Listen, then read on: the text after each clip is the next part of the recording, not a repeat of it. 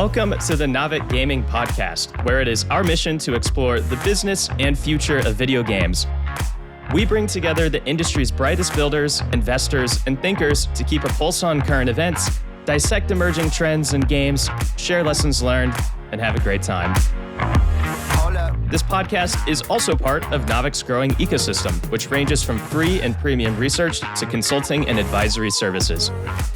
For more information, visit www.naavik.co. This episode is brought to you by Nexus. Building a support a creator program is something all live service game developers should be doing. But without the right engineering bandwidth or marketing expertise, doing so can be a challenge. Nexus's creator program in a box makes it easy for game devs to build and manage world-class creator programs, driving significant growth in conversion, ARPU, retention, and LTV. Nexus has partnered with incredible live service publishers like Capcom, Grinding Gear Games, Hi-Rez, Ninja Kiwi, and more, and would love to help you, our Naavik Gaming Podcast listeners, do the same. If interested in learning more, simply head to nexus.gg/Naavik.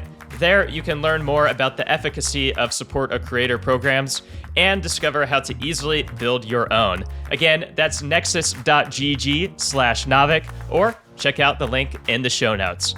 And with that, let's jump into the episode. Hello, everyone. I'm your host, Devin Becker, and today I'm delighted to be joined by Solomon-Ruiz Lichter, the Senior Director of Global Gaming at CleverTap, a platform for player engagement and in-game monetization.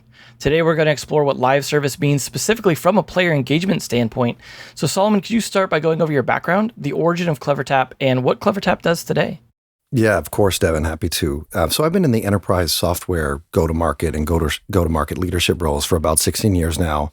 I'm a bit long in the tooth, even predates SaaS a little, but I've mostly worked in MarTech software and SaaS. I've spent some time in professional services as well, and I've been in the mobile space for the bulk of my career.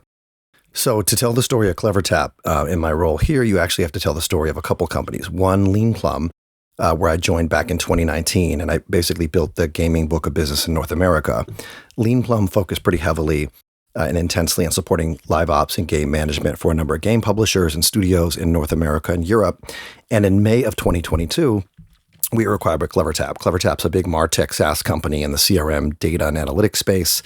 They had a very large footprint in Asia and a lot of the other mobile-first kind of growth markets. So today I lead the CleverTap Gaming Business Unit, which is the consolidated solution of Lean Plum and CleverTap. It's CleverTap Gaming. So to put it in kind of context, you have all this purpose-built LiveOps and game management functionality from Lean Plum re-engineered on top of this hyper-scalable data segmentation analytics platform. And that's really CleverTap Gaming. Okay, cool. It definitely sounds like it's had a little bit of history there.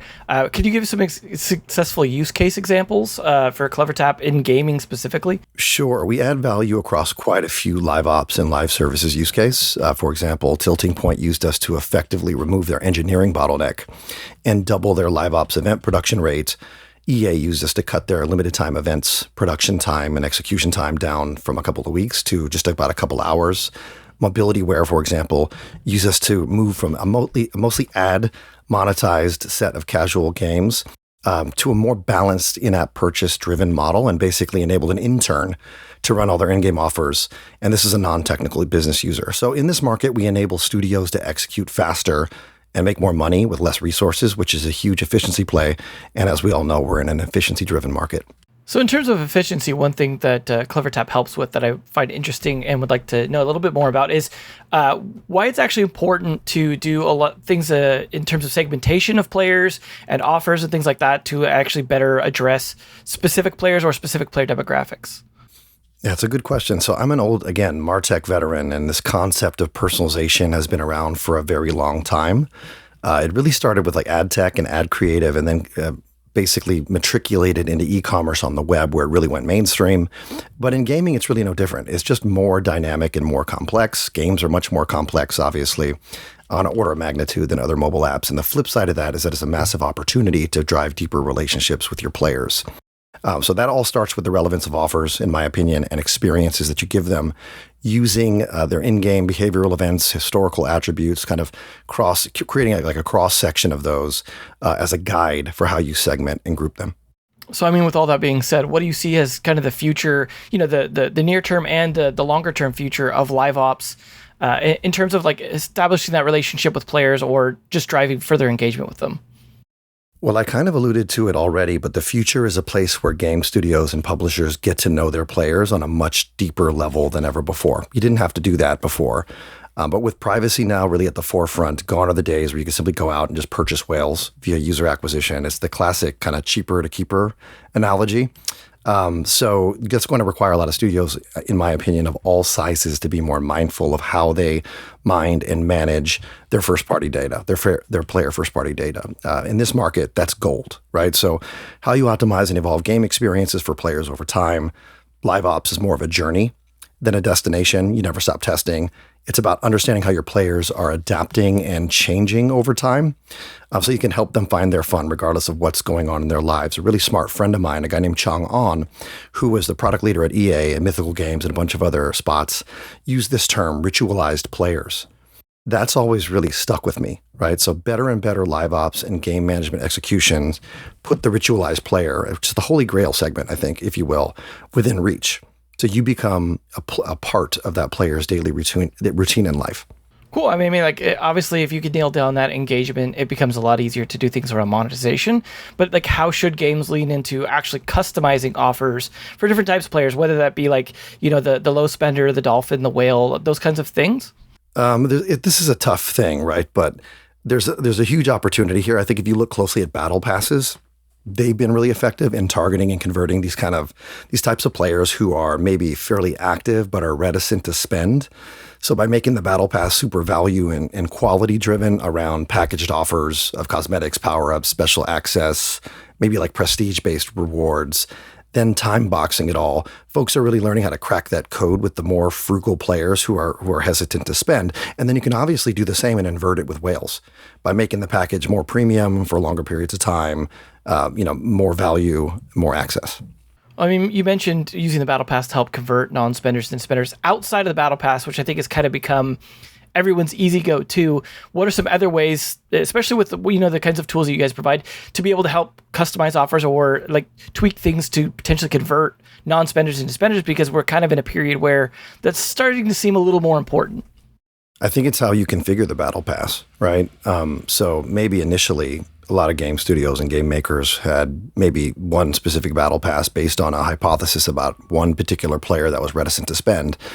But you don't need to have that, right? You could be powering this Battle Pass based on behavioral events to configure in real time, depending on a whole multitude of player events and segments that, a player could potentially fall into. So I am going back to the Battle Pass again, but the Battle Pass is basically a packaged up offering that can be personalized in a whole multitude of ways. And so I think it's pushing beyond maybe your first couple configurations of that Battle Pass and making the Battle Pass something that's evolving and growing over time, depending on who the player is and how they're engaging at that particular moment in the game. So are you suggesting actually tailoring the Battle Pass potentially on at least per player segment basis where they're actually getting different offers? I am. Yeah. I think Battle Passes, live services powering Battle Passes is the future. There's a few folks already doing this quite well. It takes a lot of data. It takes some effort to set up, obviously, but it's a huge opportunity. Well, I mean, you're talking about working with a lot of data, especially for the games that have a much bigger scale and having to sift through like a lot of, even just within the free players, different types of behaviors. Where do you see AI and ML stuff fitting into this in terms of like both understanding, but also help improving either monetization or engagement with these players? So obviously everyone's talking about this right now, generative AI and different types of ML. It promises major improvements, specifically in LiveOps. We just had an event during GDC, and we had a panel. It was all focused on how LiveOps is going to, or AI rather, is going to reshape the future of LiveOps. So continued investments in ML are going to be huge in creating, say, trained models that can learn and improve over time, and how studios and publishers interact with players, whether it's like specific curated packs or battle passes or offers or access to personalized content. Humans are by nature fallible, right? So I think ML models can ensure that game makers can provide, more of an increasingly contextual, relevant experience and offer that to players over time, which is, I think it's just going to help build deeper and deeper relationships with players, as opposed to, doing this stuff on the fly or doing it with, increased manual automation where you may do something that could actually turn off your player base. Here's an opportunity to, put an ML model that's going to self-learn and self-heal over time that drives more and more relevance. So I think it's going to be a huge opportunity for folks. So outside of like actually tailoring things, like tailoring offers, stuff like that, what potential do you see? And obviously this is the big topic you kind of alluded to in terms of actually tailoring content itself, meaning like customized content or generative content from AI or ML stuff in terms of like LiveOps content creation. Like you're done with this battle pass customized per player. Could some of that content of that battle pass then also be customized on a per player basis or created on a per segment basis? So from a productivity perspective, generative AI and large language models, I think, have the potential to drive big efficiencies, really on an order of magnitude, over the sort of kind of production busy work that has slowed studios down for many, many years. I think a lot of the big publishers almost moved in advance of this with some of their recent optimizations and riffs. We all saw that. There's been a lot of stories about that. I see generative large language models really as a productivity booster for internal automation too. Everyone thinks about how it can help you, serve up very relevant or kind of like dynamically generated content and offers. But at the same time, think about how that could benefit and make a product manager or a LiveOps manager more productive, right? More efficient, which is really what we're talking about. So imagine if an onboarding LiveOps manager at a new company could have inputs like game genre, player segment, maybe retention rates, and receive back generative on the type of events and offers to run. That's the promise, I think, of this technology. And it's all being developed right now. People are all conceptualizing this. It's just a major, major efficiency booster. And again, we're in a market of efficiency. So I think a lot of folks are going to exploit this. I guess my only concern with some of this stuff is like the potential for, with players, talking to each other through Discord or Reddit or whatever, sharing that I got this offer and you didn't get that offer and things like that, where maybe, whales are getting better offers, or some of the free players that haven't converted are getting better offers to get them to spend for the first time. Have you seen or foresee any problems with this sort of like maybe over customization in terms of players like comparing with each other or seeing things as unfair due to that sort of like artificial equity? That's already been happening for years. So I don't see how that's any different from stuff that happened with Star Wars Galaxy of Heroes when they were A/B testing something maybe years ago. And then someone who'd sunk in thousands of dollars and hours didn't get an offer that someone who didn't sink as much time in did, because they were trying to be predictive about the specific segment. So they go to Reddit and they flame the company and all those sorts of things. That stuff's been happening forever. So yeah, could it happen more? Given the fact that we got these generative models and ML kind of automating all this stuff and getting smarter and smarter over time, yes. But at the same time, in theory, these things are less fallible, right? We'll say, than humans. So as long as the model is good, in theory, it should cut down on those types of things, those types of manual or qualitative errors that happen that have dogged a lot of makers of more core games. Awesome. Yeah, definitely going to be interesting to see how that, if that backfires, or if people are like, that's cool. Yeah, people gaming the system, playing a certain way to get certain results and stuff, then the ML becomes itself another meta game to play. We'll see if it gets to that point, right? Where we're all gaming Skynet at that, see what we can do. Exactly. Again, this stuff has been going on for a long time anyway. So I don't really see it as as a new risk. It's just, it creates more of these kind of challenges at scale. Well, changing direction slightly, but still related to this topic, in the sense of how do you see all this fitting in with UGC, which is the other big topic right now, right? In terms of both players as either content creators or players as in full-on developers within platforms. We don't do a lot of stuff with UGC, but I look at companies like Overwolf, who are at the forefront of the movement. I think it opens up a ton of opportunities. There's also a lot of risks and challenges too, right? You were alluding to a bunch of the ones on the AI side, but as folks fully open up their games to UGC and even switch to models that are dependent on the community for content asset and content pipelines, I think it introduces really tough challenges like moderation of content. And community administration. We were talking about this at our event as well. This kind of explosion of productivity, I think it brings a lot of possibilities, but there's also new risks and challenges that shouldn't be underestimated, right? Because I think UGC's been here for quite a while, but as it becomes more automated and it becomes layered in with AI, it becomes like a serious, moderation challenge. Well, hopefully some of the AI and ML stuff can actually help solve that instead of just create new problems with it. But I guess we'll see how good that is in terms, again, people kind of gaming it. We've seen how people try and get around things like chat sensors and stuff with just creative use of asterisks or misspellings. We've seen people do all kinds of weird stuff with UGC to get around like the good old TTP problem with clever angles and things like that. So yeah, actually, hopefully it'll help. Some folks on our panel actually brought up the same thing. They brought this up first and foremost as an AI use case, because of UGC, right? So basically using AI to moderate and police UGC. But again, it's not an easy thing to do. Well, in terms of hard problems to solve, I got another one here, which is trying to find that balance between serving like the long-term players that have been around for a while, the sort of veterans, versus spending time and specifically focusing on onboarding and user acquisition of new players, especially as that becomes more of a difficult thing on this market. Just any general thoughts or approaches that you see maybe work well, or ideas? Yeah, I don't think there's a silver bullet, right? I'm not a game maker, but I've talked to a lot of very seasoned product managers about this problem. This is what my friend Hunter Bulkley over at 1047 Games likes to call it the PM's dilemma. I keep pressing the smartest PMs I know for answers to this question, but the most senior folks kind of shut it down by like saying, "Hey, there's no answer. Sorry, like it's just not that simple. It's a game design problem, right? It's a content treadmill problem. It's a growth, retention, and UA problem." It's fundamentally the problem, I think. And so one of the cooler things I've seen some of our customers do just anecdotally is to, for example, use our pipeline to effectively hack the content treadmill. So you pipe in dynamic content into the game itself. So imagine a mini game that you can configure on the fly, where you can kind of engage newer, less committed, more casual players, while at the same time servicing the bigger kind of narrative meta content that the elder players are probably looking for. So that's one example I've seen before. Ultimately, there's no easy answers. It's really situational. And you need smart people who can break things, experiment, quickly optimize, and iterate and refine experiences. And that's where, shameless plug, that's where platforms like CleverTap come into the picture. We're a piece to the puzzle, a small piece to the puzzle, but it's a big one that's dynamically and kind of constantly changing.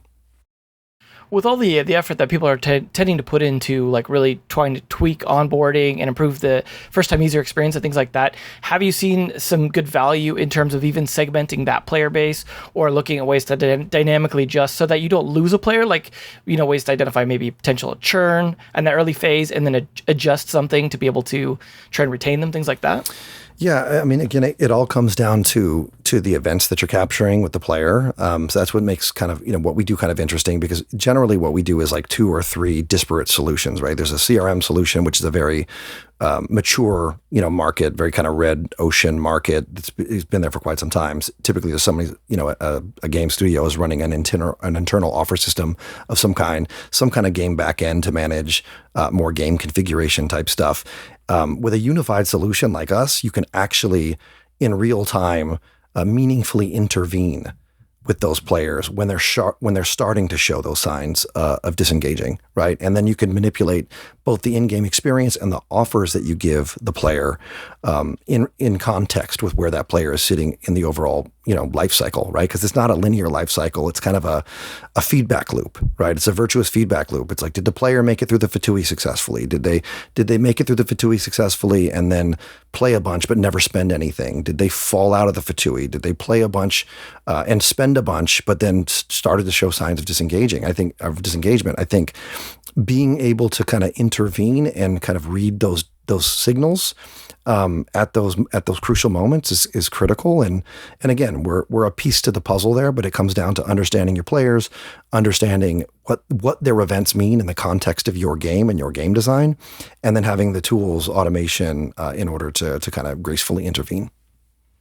Have you seen any situations in where there's potential for multiple events running at the same time, and then it's selected for, hey, this is a new player, so he's going to be exposed to this event, and then this other player might be exposed to this event because they're a more veteran player, and I realize that's a much bigger load on LiveOps, right? But you're talking about the potential for productivity enhancements that unlocks the potential for maybe more generative or customized events. Have you seen that actually as a thing where they're offering that at the same time, then showing it to the different demographics? Yes. I mean, there's a feature that we have in our platform designed just to deal with this, and it was actually brought to us by engineers. So we have customers, the way they typically work are product managers in studios typically want to configure a whole bunch of behavioral triggers, right? So basically any permutation of different behavioral events will trigger a relevant offer of some kind, right? In game, depending on where the player is in the overall loop and the progression state that they're experiencing. So it's like on the fifth race with a specific type of car, they get a specific type of power up or booster. Or if the player's grinding and getting to a certain point but not able to get over the hump, you kind of give them a pack to get them over that. Now, that's all the kind of configured, triggered stuff that I think where a lot of the money is made. But we had a situation where these kind of limited time events that are tied to very specific, maybe IP partnerships or whatever they may be, or something going on out in the world, like the World Cup or whatever it is, they were getting, because there were so many events firing at one time, these triggered events were firing, they were actually interrupting these very curated limited time events that the studio was trying to push, right? And so actually the developers came to us and said, hey, we need like a set of guardrails, basically a toggle at an SDK level that can prioritize what offer gets actually shown depending on who that player is. And so basically prioritizing the limited time event, which, a ton of effort and time and money and thought goes into, as opposed to the kind of like bread and butter triggered events that are firing at all times during the game based on, preconceived behavioral patterns. Perfect. I definitely would love to see, like, it's one of those things where you can't see as a player very easily, right? Unless they're sharing it. You almost have to see that a bit behind the scenes. But I mean, on that topic, and you alluded to this a little bit, and I realize this might be a little bit of a controversial question, but have you seen situations where this sort of segmentation and targeting has been used to tweak loot box results, for example?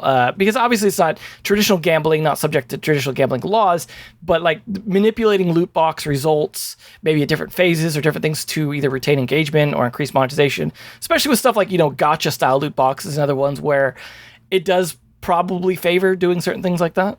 I haven't seen players that have, through regular player behavior kind of gamed the system. We have some customers who have just some straight up, players that have tried to hack the client. Right. And so that's a thing that happens in some of these games where the virtual economy is worth a lot of money and it could crash your economy and it really cost you, a meaningful amount of money. And so there's different things that you can do. There's different features that we've implemented to for example, do like a client to server encryption key that provides like a handshake to ensure that whoever that player is on the client really does indeed qualify for that specific gotcha box or loot crate or whatever it may be. Because I think, in these games that are incredibly competitive and more core, you're always going to have folks trying to, game the system somehow. So as LiveOps become more and more sophisticated, and I think that's going to happen over the next few years because of what's going on in the overall kind of UA market, you're probably going to see more features like this from providers like us because, we're ultimately helping our customers protect their revenues. I'm also wondering about this from the developer perspective, meaning like, you're talking about players kind of gaming the system, but I'm also wondering about developers gaming the system where they're altering the results of loot boxes or gotchas specifically to try and keep a player around or to get them to monetize, whether that be giving them worse results or better results, because like it's a pretty common thing to at least manipulate some of the early things that you get, and pity timers like also are a well-known way to more transparently manipulate the results. But I mean, are you seeing like some of the back-end tooling being used to maybe get a little trickier with it and keep people around, hopefully in a way that's maybe light touch? I haven't seen much of that. I know that there are things that certain, game makers and studios and publishers do that are kind of, maybe on the line in terms of coming up with ways to motivate players, and players have, issues with that in terms of, player fairness and I think ethics, right, at the studio level. Ultimately, you have to be very careful, right? And again, with the caveat that I'm not a game maker, I think there's a fine line, right? Players, studios are looking to monetize any way they can. Right now, the UA environment is pretty tough, so you may see things like this more and more. We obviously know that there's countries that have outlawed, loot boxes altogether, right? So, enough players came together to complain to force, a big legal change in their respective country. I think that's the Netherlands. In the U.S. market, I feel like it's a little bit more open, and these types of monetization tactics, while not loved by everyone, are kind of accepted as just ways that these studios and publishers and game makers need to make a living. Yeah, I've noticed like on poker games specifically, because there's so much pushback on the randomness supposedly not being fair, that many of them have like an RNG certified logo on loading screens where they've like been certified by an outside thing. Even though they're not under a gambling law, they still end up having to do that to kind of prove or establish player trust, really. But you mentioned user acquisition being kind of a problem lately, and I think everyone pretty much knows at this point that Apple's ATT policy has had a bit of long-term effects and hasn't seemed to have been completely figured out just yet in terms of how to address this. And obviously iOS is still generally the better monetizing platform and needs to kind of be figured out. So, I mean, with all that being said, what do you kind of see as the future of getting new players or like scaling successful games, whether that be on, after you've gotten them into the Fatui or even prior to that, where you're doing targeting or segmentation learning that affects your ability to like market to players? Listen, I think UA is going to stay what it is, right? That ship has sailed, and the days of whale hunting and buying cheap spenders is kind of over, right? Apple kind of they ushered that kind of new era in, and now we see Google following with Sandbox years later. So I think it's safe to say that that era is over, and publishers and indie studios need to think about UA and the player funnel as a holistic journey, right? So in many ways, this is going to be good, I think, for more balanced and better thought out game design. Because in order to grow your business, you can't focus on just the top 3% of your player base, right? That's spending all the money. So I think for UA, organic, influencer-based, partnership-driven player acquisition will need to be a core focus. TikTok's obviously been a mainstay for a lot of publishers if they could find the right influencer and audience. But again, we need to watch the TikTok situation pretty closely. You can't put too many eggs in that basket. But ultimately, I think it's folks are going to have to branch out and think of more creative ways that are more expensive to acquire players. So, I mean, in terms of the user acquisition, right, like it's obviously not really changing or being less problematic to get players in, but have the privacy changes had any implications or caused any hiccups in actually doing things with the players, with segmenting and things like that after they're already in the game? Not that I've seen, and the reason for that, I think, is that when you're dealing with players that have been acquired that are actually actively playing the game, you're dealing with first-party data. And so I think that there's an implicit kind of agreement there that the player understands as long as they're in the game. And if you're segmenting them, based on that behavior that they're exhibiting and how they're performing in the game, I think that's acceptable, right? Obviously, there's a limit to everything. You kind of alluded to some of the shenanigans that some game designers and game makers use to keep players for longer or keep them grinding longer. So you gotta watch it there ethically, but ultimately, I think that the beauty of retention is that these are, again, it's back to the cheaper to keeper metaphor, right? That is an owned player as long as you can keep that player engaged, and as long as you as the game maker fulfill your end of the bargain by delivering good content that's engaging and new offers that are relevant and personalized, and you keep the game fun. I think there's a lot you can do there, and that's why I think ultimately these next couple of years are going to be all about retention. It's all about shoring up UA investments because it's getting more and more expensive.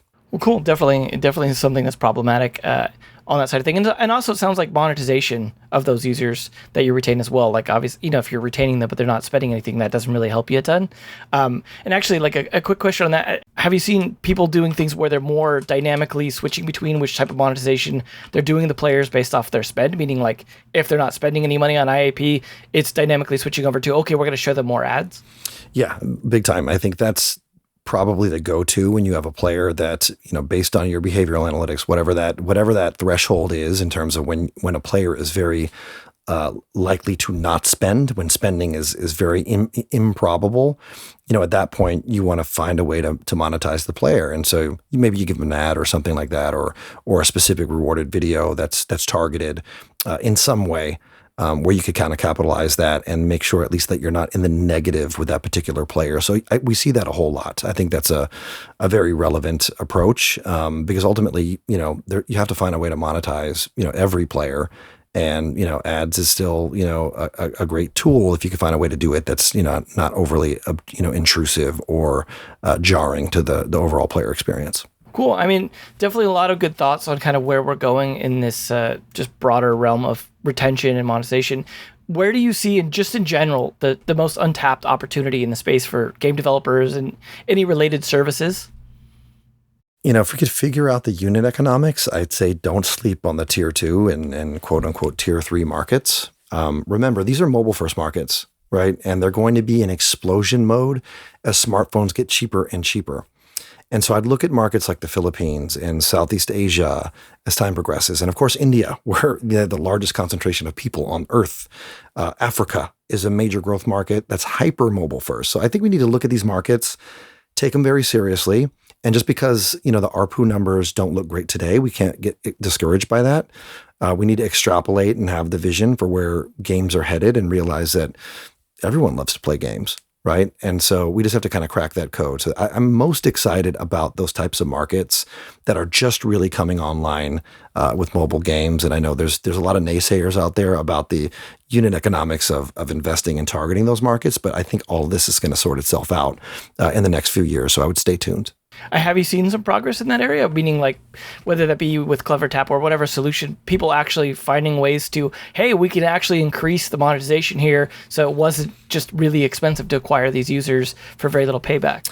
Yeah, I think it's on all the innovation that I've seen have been on the game maker side in experimenting with IAP values that are sub $1, right?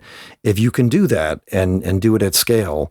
And figure out ways to target those particular players in a way that's like, does not break the bank for their respective region and the kind of economics of that region and the cost of living of that region and all those sorts of things.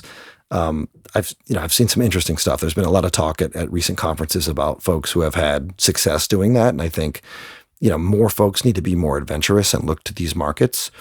It's also a really great place to run experiments and learn about player behaviors, right? It's not just monetization through like what you can, how much ARPU you can drive or LTV you can drive through specific players. It's learning about your game at scale, right? There's a reason that a lot of these large publishers do soft launch in a lot of these markets. And so I look to these markets as a great opportunity. And as soon as we kind of like get the unit economics figured out and more folks come online with smart devices, I think you're going to see a big focus here.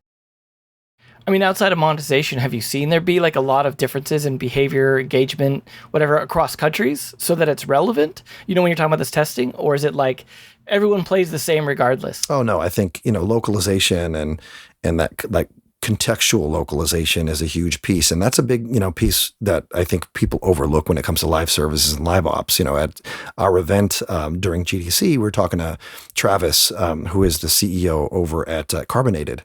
And Travis basically used AI to automate localization in different markets. No one thought of doing that I know of outside of Travis, and I think he did it because it's a hairy beast, right? It's a challenging problem to solve, and so if you can automate that process with localized content that's relevant to the player base in that region, relevant to their general kind of behavioral patterns and the things you understand about them and the holiday schedule in that country, I think you can make good things happen.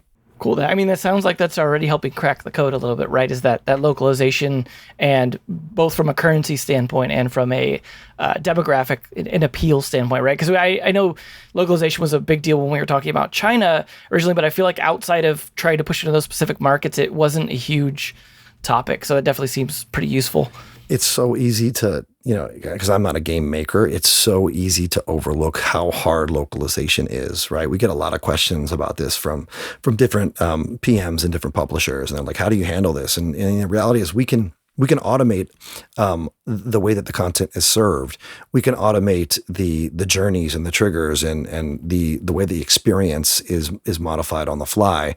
But the actual localization, that's a manual thing, right? That requires human intervention. That requires, I'd say nuanced context for what's going on in that particular region.